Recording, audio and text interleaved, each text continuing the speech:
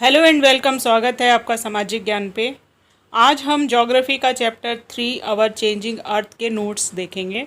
इससे पहले मैंने एक छोटा सा इसका इंट्रो दिया है आपको, आप वो वीडियो ज़रूर देखें। यहाँ आई बटन पे आपको मिल जाएगा इस वीडियो के, और डिस्क्रिप्शन में मैं उसका लिंक भी दे दूँगी। उसको एक बार देखने के बाद आपको ये नोट्स ज़्यादा अच्छे से समझ आएंगे। तो सबसे पहले इसमें है the lithosphere is broken down into a number of plates known as lithosphere plates। अब यहाँ मैंने आपको उसमें बताया है कि जो हमारी पृथ्वी है वो अलग अलग लेयर्स से बनी हुई है, और इसमें दो तरह के मूवमेंट होते हैं। एक मूवमेंट जो पृथ्वी के ऊपर होता है, लेयर पे होता है। लेयर क्या है? जहाँ पे हम रहते हैं, वो स्थान, सतह जो है जहाँ पे हम रहते हैं, जहाँ हम अपने मकान बनाते हैं, सड़क है, पार्क हैं, पानी की तालाब हैं, पेड़ पौधे लगे हैं, ये चीज़ें जो हमको विजिबल हैं। एक चेंज यहाँ होता है, यहाँ पे क्या होता है कि जैसे हवा चली तो मिट्टी क्या हुई, इरोजन हुआ, सॉइल इरोजन हुआ। एक जगह से दूसरी जगह मिट्टी उड़ के चली गई, बह के चली गई, या टूट फूट हुई तो उसमें वो इधर से उधर चली जाती है। इस तरह की कंडीशन जो है ये हम देख सकते हैं। लेकिन कुछ सिचुएशन ऐसी होती हैं, जो चेंजेस होते हैं वो इंटरनल पार्ट में होते हैं, यानी पृथ्वी के अंदर के भूगर्भ में होते हैं। तो उससे क्या होता है, जैसे शेकिंग अर्थ है, अर्थक्वेक क्या है, शेकिंग अर्थ है। जैसे वो हिलती है तो उससे क्या हुआ, भूकंप आ गया, ऊपर का स्ट्रक्चर ही चेंज हो गया उससे। ज्वालामुखी फूट गया, वॉल्केनोज एक्टिविटीज़ जो हैं, वॉल्केनिक एक्टिविटीज़, ये भी इंटरनल उसके चेंजेस हैं अर्थ के। और इसी तरह से सुनामी भी, जब बहुत तेज ज्वालामुखी आता है, या आपका भूकंप आता है, और वो भूकंप जो है वो उस सतह के नीचे होता है जिसके ऊपर समुद्र है, तो क्या होता है, वेव्स बहुत ज़्यादा ऊंची हो जाती हैं, और उसको हम कहते हैं कि ये सुनामी आया है। जबकि अंदर क्या हुआ उसमें, या तो कोई भूकंप आया है, या फिर उसकी प्लेट्स जो हैं वो बदली हैं, इधर से उधर गई हैं, वॉल्केनो फूटा है, ऐसी कोई चेंज पृथ्वी के अंदर हुई तो ये सिचुएशन देखने को ऊपर मिलती है हमको। The movement of these plates cause changes on the surface of the अर्थ। इस तरह की मूवमेंट क्या है, सतह पे परिवर्तन दिखाती हैं।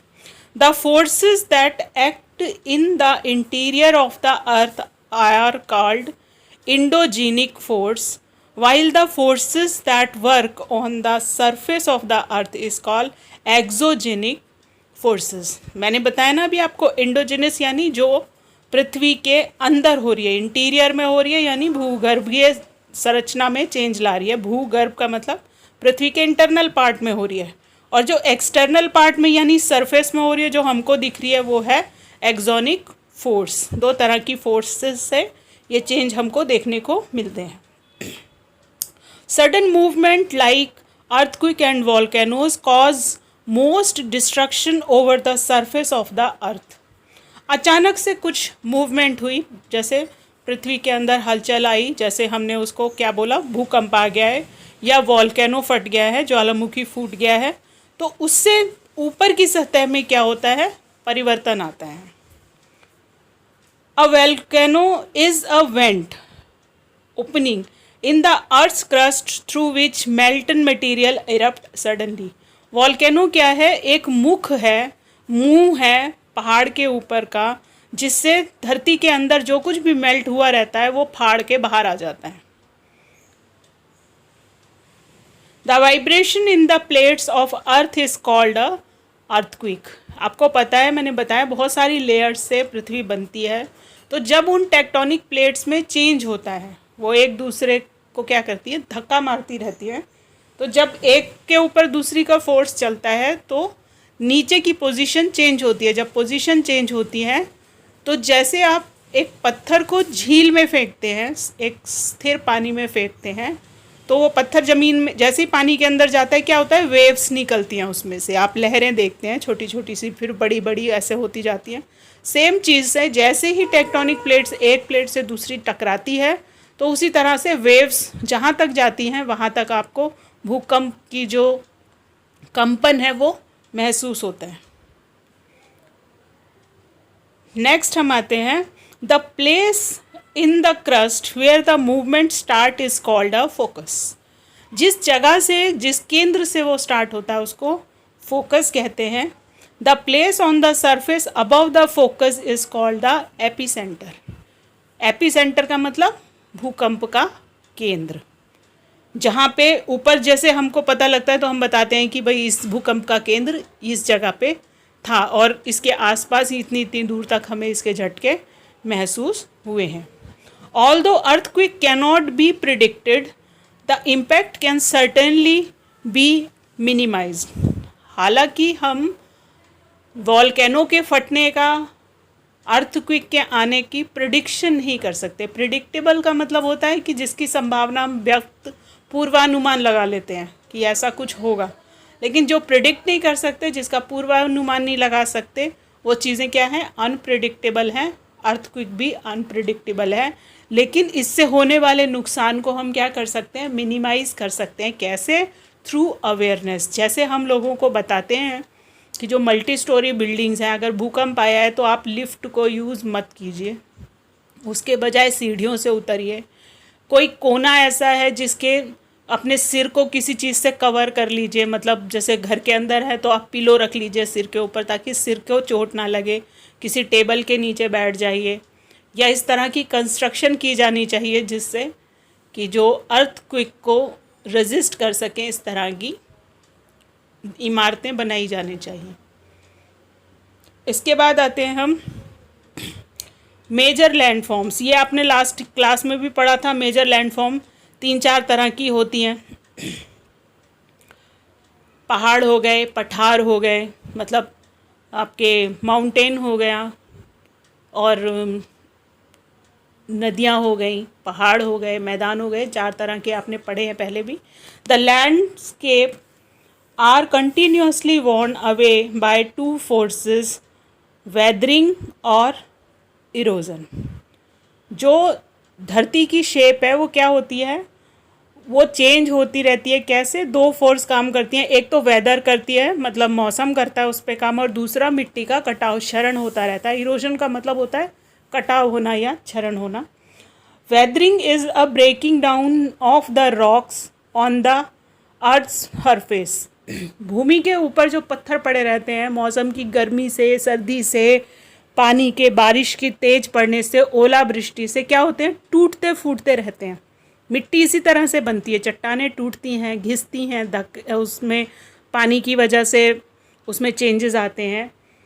और दूसरा है इरोजन। इरोजन मैंने आपको बताया is a wearing away of the landscape by different agent like water, wind and ice. Erosion होता है अलग अलग तरह से धरती सतह का क्षरण होना, यानी सतह पे पड़ी हुई जो मिट्टी है उसको एक जगह से दूसरी जगह पे मूव करा देने को इरोजन कहते हैं। और इरोजन कैसे होता है? पानी के थ्रू होता है, हवा के थ्रू होता है, और आइस के थ्रू होता है। पानी के थ्रू आपको पता है कि नदियाँ पहाड़ों पे कैसे चलती हैं? तेज़ चलती हैं, और जैसे ही ढलान से नीचे आती हैं तो जो मिट्टी वो पहाड़ से लाती है वो मैदान में बिछाकर आगे मूव ऑन हो जाती हैं, बढ़ जाती हैं। जैसे पहाड़ों से, हिमालय के पहाड़ों से जो भी मिट्टी लेकर आती हैं, उत्तर के मैदान में छोड़ के नदी आगे बढ़ जाती है। हवा से मिट्टी एक जगह से दूसरी जगह जाती है, जैसे मरुस्थल में होता है। मरुस्थल का मतलब होता है डेजर्ट एरिया। वहाँ से क्या होता है? हवा चलती है तेज़ तो वो मिट्टी को उड़ा के ले जाती है, और जैसे रुकती है तो वो मिट्टी एक जगह छोड़ देती है। तो वहाँ पे क्या रहता है? ड्यून्स बनते रहते हैं। ड्यून्स का मतलब होते हैं मिट्टी के, रेत के टीले। और इसलिए अगर कोई अनअवेयर पर्सन वहाँ जाता है तो बहुत संभावना है कि वो उस मरुस्थल से बाहर ना निकल सके, वो भूल जाएगा, क्योंकि ये मूवमेंट की वजह से जो चीज़ उसने पहले देखी है वो चीज़ एक आंधी के बाद में दोबारा उसको दिखाई नहीं देगी, क्योंकि शेप बदल जाएगी। नेक्स्ट आते हैं हम वर्क ऑफ रिवर। एक रिवर का क्या काम है? When the river tumbles at a steep angle over hard rocks or down a steep valley side, it forms a waterfall. जब पहाड़ों से गिरता है नीचे को पानी तो क्या होता है? झरना या नदी बनाती है और तेजी से बहती है। ढलान पे पानी क्या है? तेजी से बहता है। As the river enter the plain, जब रिवर कहाँ एंटर करती है? मैदान में एंटर करती है। It twist and turn, मिट्टी के साथ में भारी होती है ना, मिट्टी छोड़ती है और जहाँ जहाँ मिट्टी छोड़ती है वहीं से उसकी एक धारा फूट जाती है, इधर उधर पानी बह जाता है। Forming large bends known as meanders. अब वो क्या करती हैं, बड़े बड़े से बैंड बना देती है, मतलब बीच बीच में मिट्टी इकट्ठी हो जाती है तो इधर उधर से वो धाराएं बना देती है, छोटी छोटी उपधाराएं उसकी बन जाती हैं। At this point of time the meanders loop cut off from the river and form a cut off called oxbow lake. इधर उधर मिट्टी इकट्ठी हो गई, पानी बीच में रह गया, तो इस तरह से वो क्या करता है, छोटे छोटे ना लेक्स बनाती हुई भी चलती हैं। किसी किसी जगह पे आपने देखा होगा नहरें निकालते हैं ना, बड़ी नदियों से नहरें निकालते हैं ताकि सिंचाई करी जा सके।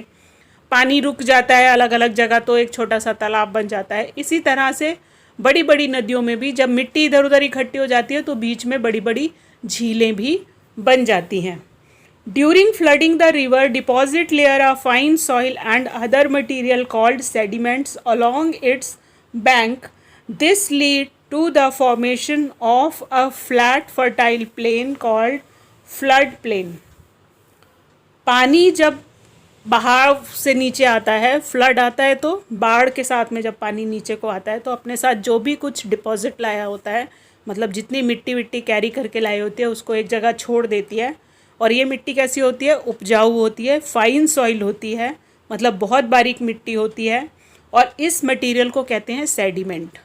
आपने इससे पहले सेडिमेंट्री रॉक्स पढ़ी हैं कि वो सेडिमेंट्स एक के ऊपर एक के ऊपर इकट्ठा होता रहता है, फिर उस पर प्रेशर पड़ता है तो वो चट्टान की फॉर्म में बदल जाता है और फिर वही चट्टान मौसमों के परिवर्तन से बदल के मिट्टी बनती है। तो ये प्रोसेस चलता रहता है, ठीक है ना। आपने सेडिमेंट्री रॉक्स पढ़ी थी। और ये क्या है, इसके बैंक्स पर इकट्ठी हो जाती है। बैंक्स क्या है, यहाँ पे स्पेलिंग सेम है। जो बैंक जिसमें डिपॉजिट कराते हैं पैसा, वो बैंक BANK भी सेम है। और ये बैंक है नदी के किनारे, तो जो मिट्टी लाई है वो क्या है, नदी के किनारों पर इकट्ठी हो जाती है।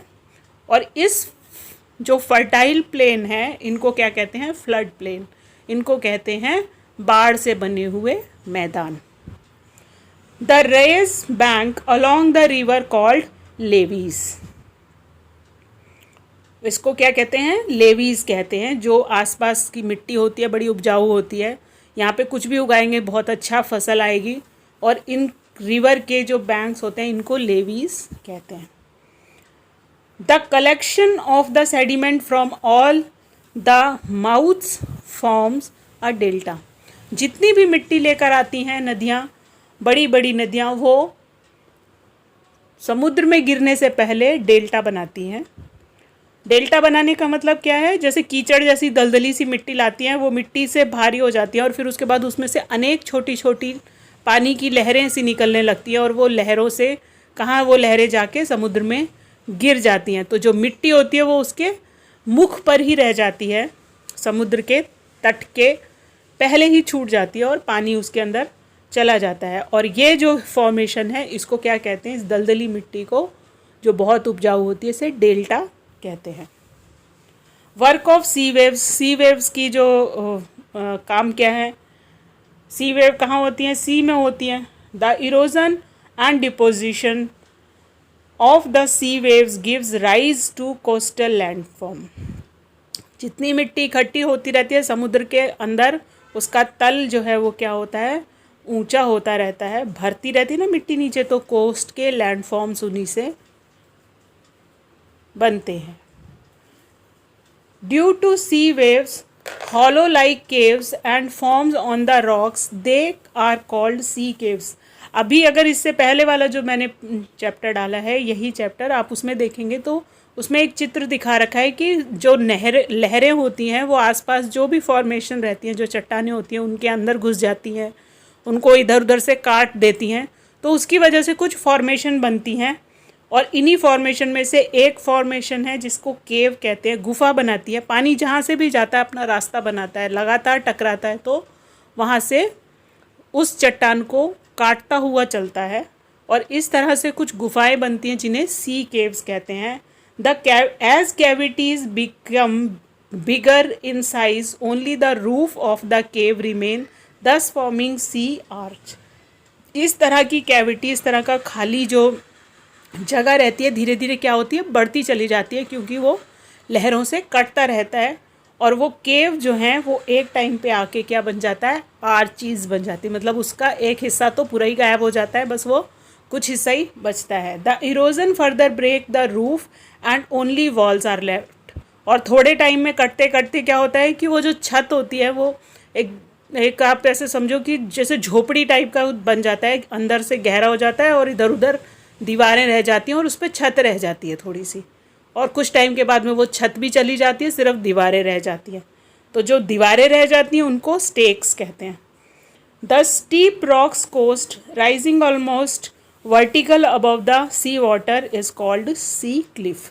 थोड़े टाइम के बाद में क्या है, और भी फॉर्मेशन उसकी चेंज होती है और अब क्या रह जाता है, सिर्फ क्लिफ रह जाता है। क्लिफ यानी एक चट्टान सीधी खड़ी हुई रह जाती है।